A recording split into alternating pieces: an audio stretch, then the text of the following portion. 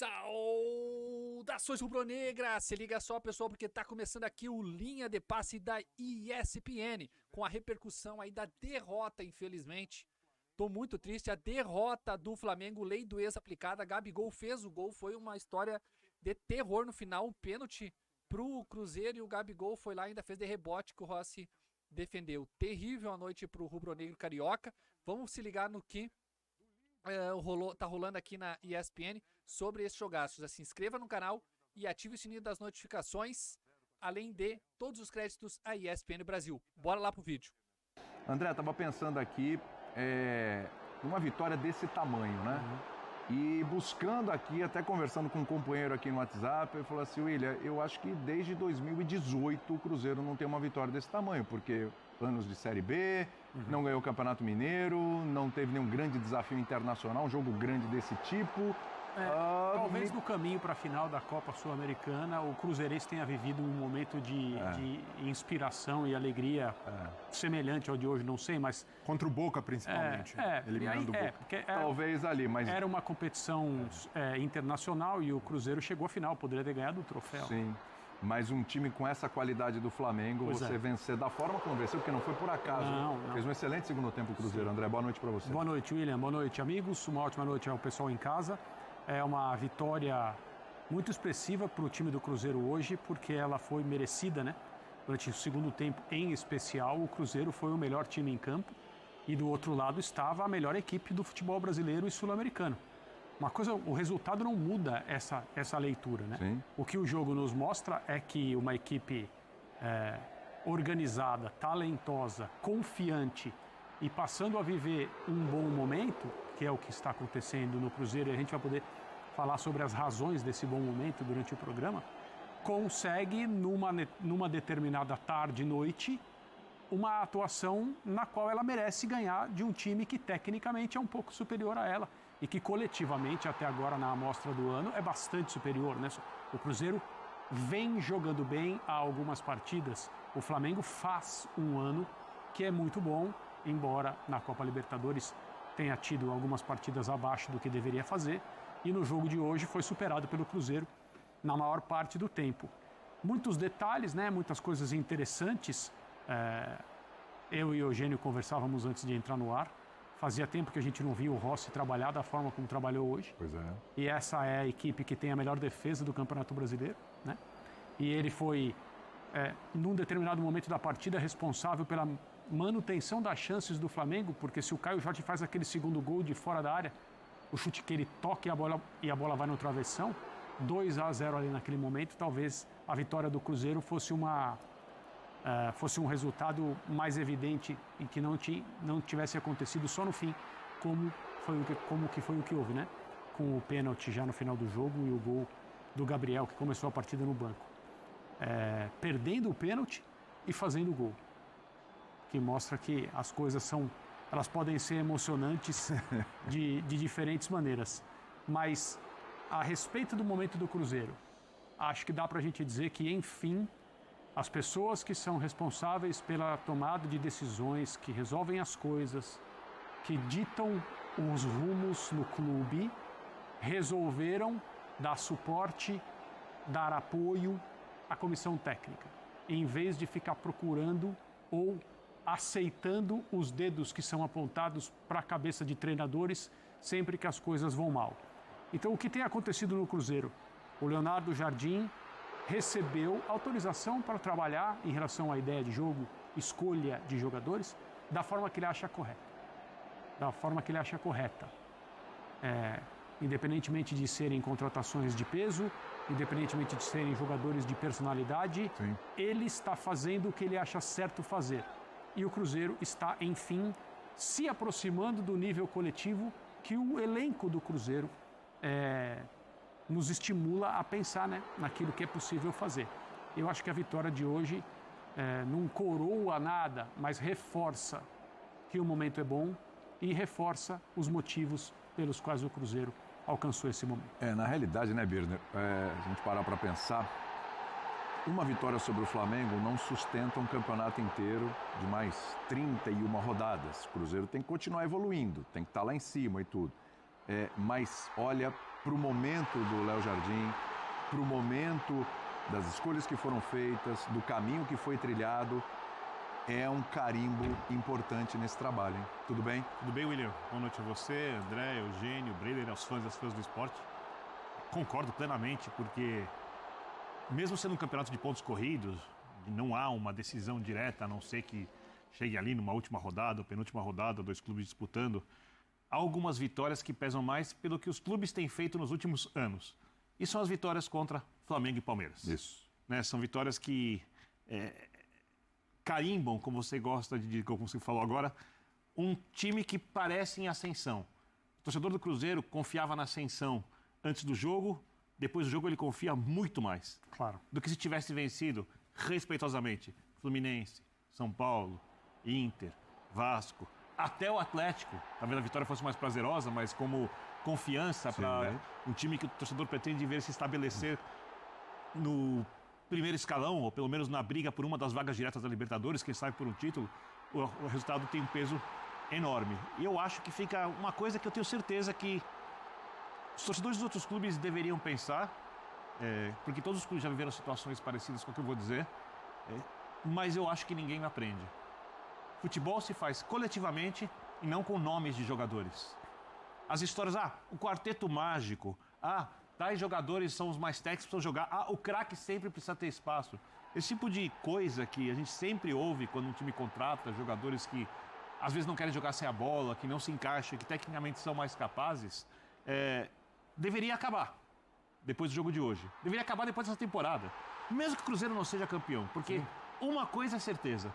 Se o Cruzeiro estivesse preocupado em escalar Dudu, Gabigol, todos os seus principais jogadores, suas estrelas contratadas, nesse momento, o Cruzeiro não teria os pontos que tem na tabela de classificação e jogaria um futebol bem pior do que joga quando a gente pensa em termos de resultado. É verdade. Cruzeiro que, Eugênio, colou no próprio Flamengo, né? Flamengo 14 pontos, o Cruzeiro vai a 13, fica a 3 pontos do líder Palmeiras. Olha a situação do Cruzeiro com 7 rodadas, hein? Tá a 3 pontos do líder, tá no G4, né? E isso diz muito sobre esse trabalho, a gente pode falar recente, ele teve tempo para trabalhar, mas não tinha saído do Dudu e tal, ainda tinha coisa do Dudu e Gabigol. Esse trabalho, ele é recente, o resultado desse trabalho, ele começa a aparecer recentemente, Eugênio. Tudo bem? Tudo bem, boa noite para você, William, para os companheiros. É natural, porque nenhum trabalho vai aparecer num estalo de dedos, nenhum técnico chega e com, às vezes, um dia de treino, às vezes sem dia nenhum de treino, né? O cara já assume e vai colocar o time no campo. Você não pode achar que isso vai dar certo, né? O trabalho é construído. O Leonardo Jardim não fez pré-temporada com o Cruzeiro, né? Pegou o time na reta final do Campeonato Mineiro. Depois teve ali um período entre o Campeonato Mineiro e o Campeonato Brasileiro para fazer um trabalho. Mas ainda assim demorou um pouco para o time engrenar. Eu falei no dia, quando o Cruzeiro venceu o Bahia, que ele estreou ali no Campeonato Brasileiro. Isso aí. E aí venceu o Bahia, venceu o Vasco e vence o Flamengo. E no meio do caminho ainda venceu o Vila Nova pela Copa do Brasil, né? Sim, sim. Teve aquele ensaio contra o São Paulo, né? Que não foi um mau jogo também, né? Também não foi. Ali já era um processo. Já era um processo, já. Mas esses dois jogos, para mim, especialmente, né, no Mineirão, o jogo de hoje com o Flamengo, o jogo com o Bahia, são as grandes atuações do Cruzeiro nesse momento que indicam esse caminho de crescimento. Eu anotei uns números aqui, né? O André falou sobre isso, né? Que a gente comentava sobre como estava trabalhando muito o Rossi. Eu fui buscar. O Cruzeiro finalizou hoje 11 vezes na direção do gol. 17 no total, 11 na direção do gol. Até então, nas 6 primeiras rodadas, o Flamengo tinha recebido 10 finalizações na direção do gol, de finalizações certas, ou seja, uma a mais. E o Rossi fez hoje 9 defesas, porque ainda teve mais uma depois que a gente estava. Lembrando que o Flamengo poupou no meio de semana para estar inteiro nesse jogo. Isso. É um Flamengo inteiraço, né, gente? Flamengo inteiraço. 9 defesas das 17 que ele fez no campeonato, portanto, uma a mais da metade. Ele mais do que dobrou as defesas que fez hoje, que fez no campeonato, no jogo de hoje. A gente vai falar sobre os caminhos que levaram o Cruzeiro a essa vitória. Mas eu acho que a gente tem que falar também, não pode deixar de falar do Gabi. É lógico. Personagem pesado. São essas histórias do futebol, que os deuses do futebol estão lá em cima e ficam guardando. Era um jogo que o Cruzeiro já poderia ter feito o gol da vitória antes. Ele já tinha tido oportunidades, a coisa estava perto de acontecer, estava muito na cara que podia ser uma vitória do Cruzeiro a qualquer momento, mas o gol só vai sair quando o Gabigol entra Um Gabigol que ainda gera dentro do próprio Cruzeiro muita dúvida. Um jogador que ainda está num foco parecido com o Dudu. Embora ele não tenha, dentro do Cruzeiro, adotado a postura... A reação é diferente. ...reativa do Dudu diante dos fatos, ele ficou na dele e hoje estava muito assim escrito que ele entrando, o Cruzeiro melhor no jogo, poderia aparecer uma chance para ele fazer o gol da vitória contra o ex-clube, que não quis ficar com ele, etc. Aquela situação toda que a gente sabe. E aconteceu. Então, voltas que o mundo dá, voltas que o mundo da bola dá, a história dos deuses do futebol, que guardaram o gol da vitória. E olha que ele entrou tarde, ele entrou com quase 43 no segundo tempo. Teoricamente não daria tempo. É aquele momento, né, Eugênio, conhecendo até o Gabigol, de entrar e ficar invocado, né? Fala, pô, o Flamengo ia reclamar. 43 minutos, ainda ia reclamar, não ia fazer gol, ia reclamar que teve pouco tempo, que não está sendo aproveitado. Era para ser aquele circo, né? E foi totalmente o contrário. É a lei do ex, né? Uma brincadeira, mas aconteceu hoje 2 vezes. O Arrascaeta, ex-jogador do Cruzeiro, fez o golaço pro Flamengo. E o Gabi faz o gol da vitória e vira um grande personagem do jogo. Ele rouba a cena de um Cruzeiro que foi melhor. A gente fala muito do trabalho do Leonardo Jardim, mas o gol da vitória é dele. Ele é o personagem que atrai muito a mídia, não tem jeito. Daqui a pouco a gente vai falar também de Caio Jorge. É importante porque, claro, os holofotes vão para o Gabigol pela lei do ex, por tudo que aconteceu com ele no Flamengo, por tudo que está acontecendo com ele no Cruzeiro. Mas é bom daqui a pouco a gente falar também sobre Caio Jorge, que está numa fase iluminada, como eu disse aqui no começo do programa, cheio de confiança, bota uma bola na trave também, arrisca mesmo, muito participativo. Ele que tomou conta ali da posição, né? Na verdade, a gente tem um Gabigol no banco e tal, muito por conta do que o Caio Jorge também tem apresentado, embora os dois em alguns momentos cheguem a jogar juntos.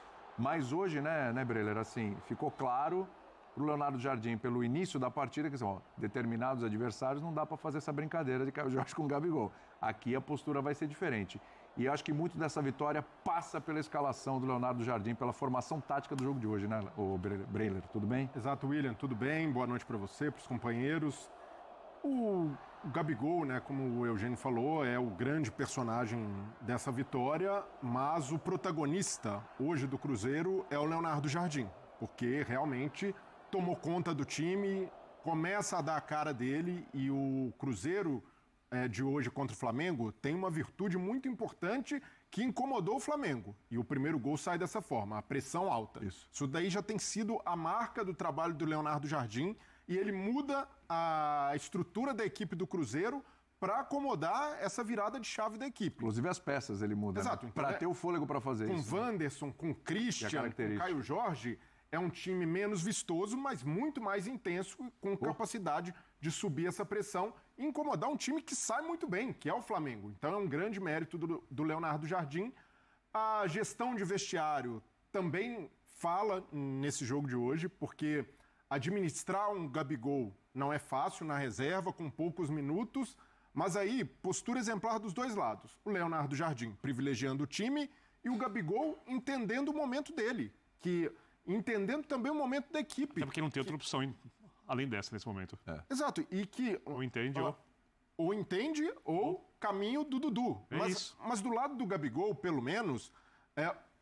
Em nenhum momento o Gabigol teve uma postura no Cruzeiro parecida com a do Dudu. De torcer nariz, de dar entrevista, de dar alfinetada. Desde que foi para o banco, é participativo. Quando entra nos jogos, tenta ajudar a sua maneira. Então hoje eu já vejo o Gabigol mais como uma alternativa ao Matheus Pereira, jogando atrás do centroavante, do que necessariamente disputando posição com o Caio Jorge. Ele tem jogado melhor dessa forma. Inclusive, depois do jogo com o Vila Nova, ele falou, não... Eu preciso ter uma dupla, minha dupla é o Caio Jorge, ele já falou. Assim.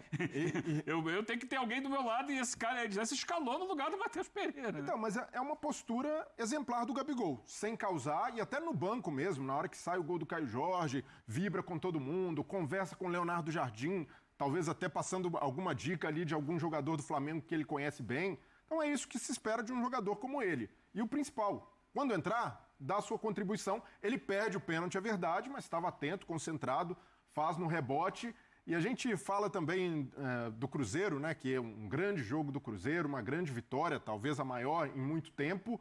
Mas do lado do Flamengo, que é um time que sofre poucos gols, eu tenho certeza que na gestão do Felipe Luiz, esse foi o gol mais doloroso sofrido pelo torcedor rubro-negro. Para o torcedor rubro-negro, esse gol do Gabigol bate diferente, porque é o maior ídolo dessa geração, um dos maiores da história do clube, marcando, fazendo a lei do ex e o principal, mostrando que está feliz, que virou a página do Flamengo, que mesmo na reserva continua sendo um jogador bastante útil. Então, para o torcedor rubro-negro, mais do que uma derrota, e é uma derrota que tira o Flamengo da liderança, é observar que a estrela principal foi um cara que até pouco tempo era idolatrado, com todos os méritos, por tudo que fez no Flamengo, se despede do clube ganhando um título. Tem aquela derrota contra o Central Córdoba, é verdade, ali, com um pênalti também do Léo Pereira, né? A gente vai falar também sobre as falhas defensivas do Flamengo, mas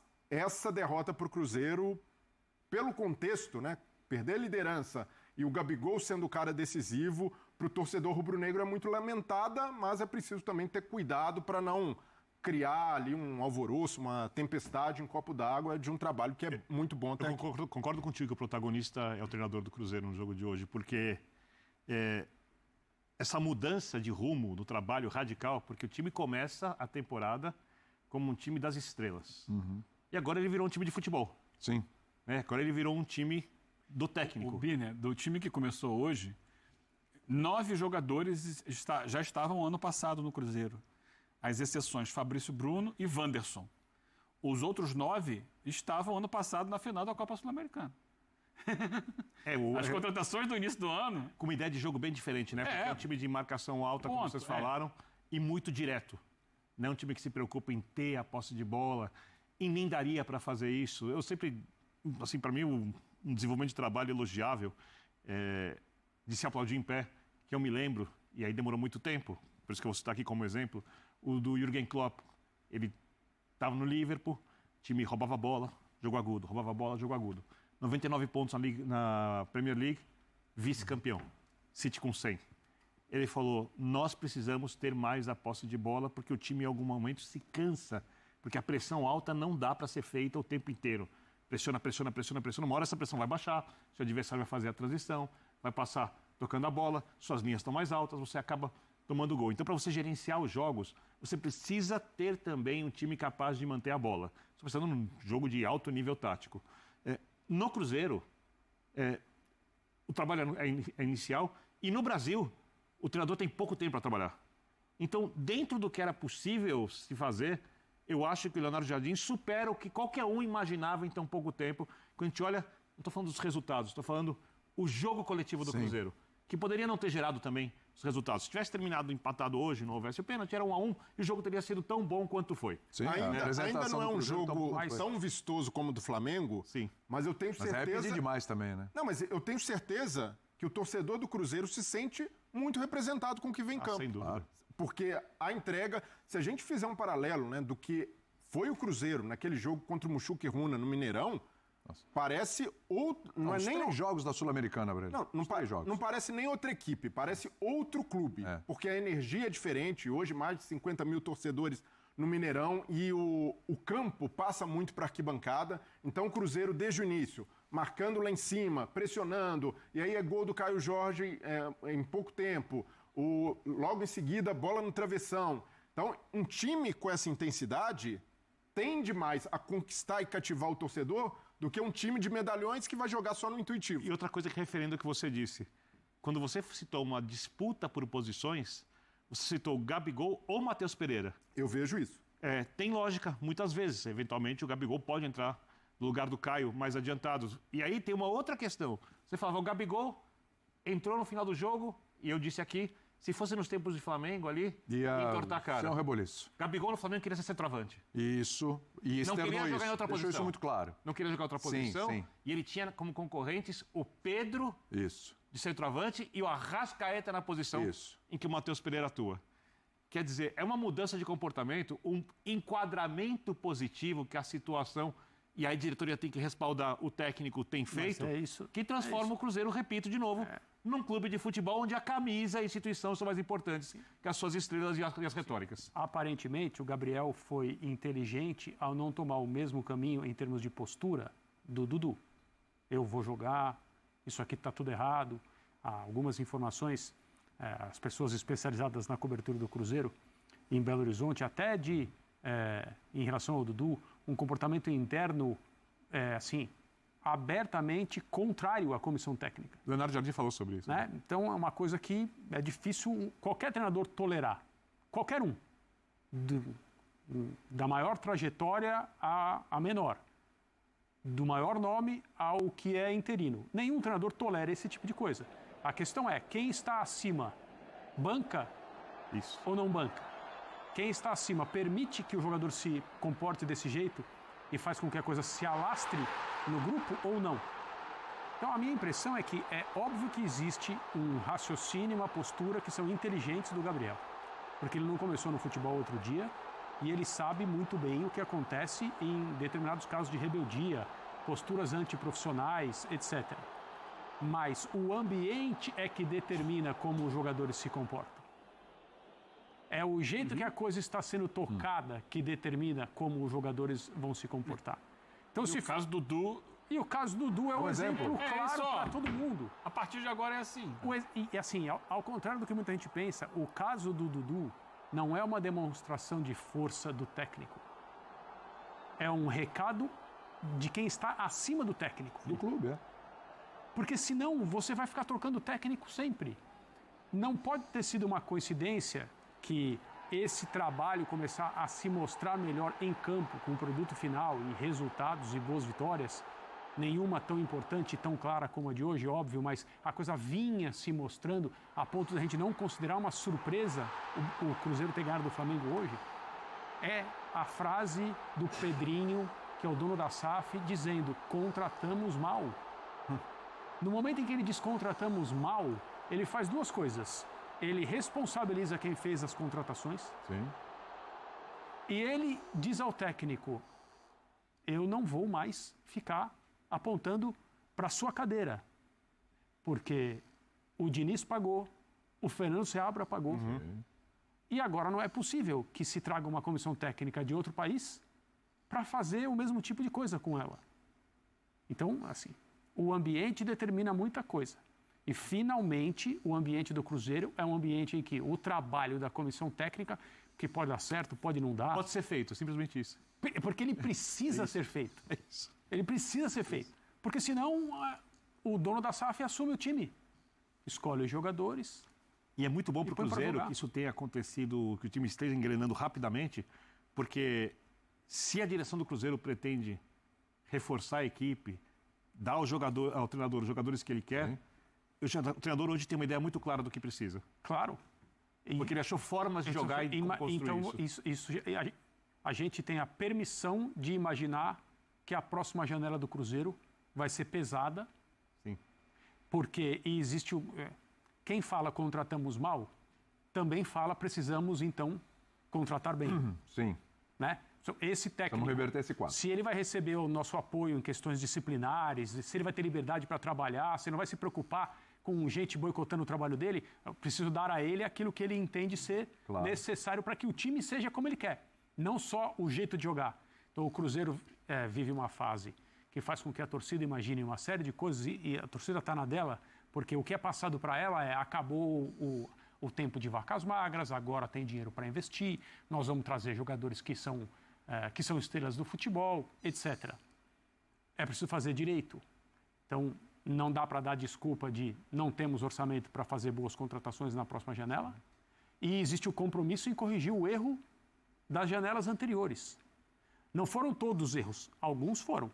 E agora eu acho, assim, tudo indica pelo menos, que o Jardim vai receber jogadores. Eu sei que você quer falar, mas o Jardim começou a falar também. Só me corrigir, tem mais dois, tá? Christian e Fagner, que não estavam no passado. Perfeito. Estava tão bem. Bora lá. Estava tão bem que vamos trocar para quê? Se estamos bem, estamos a criar, o Matheus teve duas situações, tivemos situações de perigo e eu achei que estava tão bem, para que trocar? Porque as substituições servem para melhorar. É isso aí, nação. É isso aí. Agora fala o técnico do Cruzeiro, o Leonardo Jardim, sobre a partida. Foi uma noite desastrosa pro Flamengo. Requintes de crueldade aí com o gol do Gabigol. O Gabigol que entrou já nos 43 ali e virou essa partida. Derrota do Flamengo, que agora não é mais líder do Brasileirão. O líder é o Palmeiras, que derrotou o Vasco em 1-0. E o Flamengo que tem durante a semana um confronto dificílimo fora de casa pela Libertadores, tendo que fazer um resultado também. O Flamengo tinha poupado jogadores para essa partida contra o Cruzeiro e não jogou bem. Se não fosse o Rossi, o Cruzeiro tinha virado esse jogo antes do Gabigol entrar, inclusive. O Rossi para mim, foi o melhor em campo do Flamengo. Isso mostra muito o que foi o Flamengo nesse jogo. Acho que o Felipe Luiz, sim, cometeu erros no jogo, erros de mudanças, erros táticos. O Flamengo também foi pressionado pelo Cruzeiro e se mostrou um time que não pode ser pressionado. Muito mal saiu jogando, muito mal. Não conseguiu construir no segundo tempo. Só o Cruzeiro ficou com a bola praticamente o segundo tempo inteiro, agredindo o Flamengo, indo para cima, até que veio a virada com a entrada do Gabigol. É uma noite terrível, terrível realmente, uma noite que ninguém imaginava isso. Eu não imaginava que o Gabigol ia entrar no segundo tempo em 44 minutos ali e ainda fazer um gol de rebote do pênalti que o Rossi defendeu. Não foi nada bom aí, muitos jogadores abaixo também. O Cruzeiro vinha recuperando o futebol realmente e fez um jogo à altura, mereceu a vitória realmente pra cima do Flamengo. Vamos ver o que o Felipe Luiz tem a dizer aí depois na coletiva. Eu vou colocar aqui no canal também, por isso que eu vou cortar esse vídeo agora, porque agora vamos tratar do Leonardo Jardim. Aí eu volto aqui com a entrevista do Felipe Luiz no nosso próximo vídeo que eu vou lançar daqui a pouco, tá? Todos os créditos estão a ESPN Brasil. Se inscreva no canal e deixe seu like se ainda não é inscrito para fortalecer o nosso canal aqui, pessoal. O que você achou da derrota do Flamengo aí? Quem é o culpado por essa derrota? Quem é o culpado por essa derrota do Flamengo aí, que agora não é mais líder do Brasileirão? Deixe sua opinião aí nos comentários. Muito obrigado, nação. Já já eu volto aqui. Valeu!